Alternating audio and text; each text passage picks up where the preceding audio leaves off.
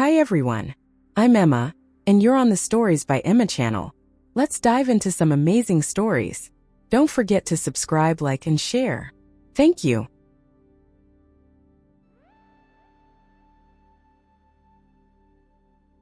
Crossroads of Love. Rachel sat quietly on the bench at Central Park, watching the world pass her by. The crisp autumn air was a constant reminder of how quickly things could change. She had just moved to New York for a fresh start, leaving behind a relationship that felt more like an anchor than a companion. The city, however, promised new beginnings.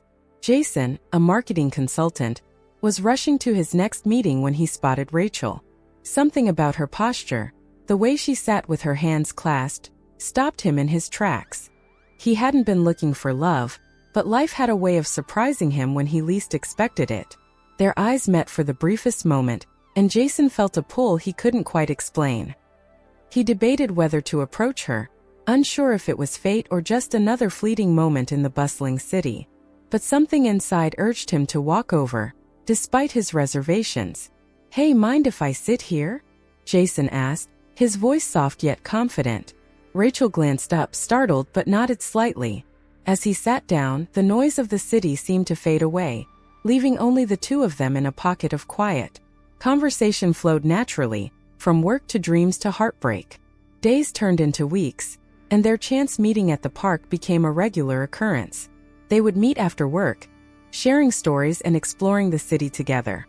Rachel, cautious by nature, found herself lowering the wall she had built after her past relationship. Jason in turn realized he was feeling things he hadn't in years. One evening, as they strolled through the park under the golden glow of streetlights, Jason took Rachel's hand. It felt right, natural, as if their lives had been leading up to this moment. She squeezed his hand in return, her heart racing at the possibilities ahead. But love is rarely simple.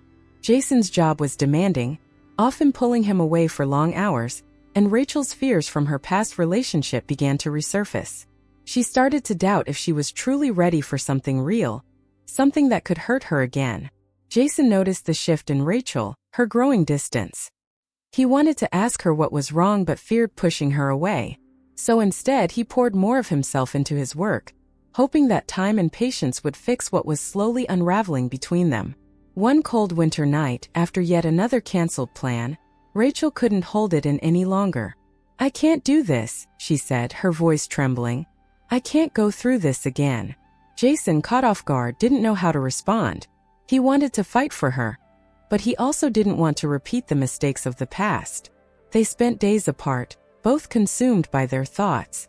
Rachel questioned if she had been too hasty, while Jason wondered if he had let work overshadow the most important thing in his life.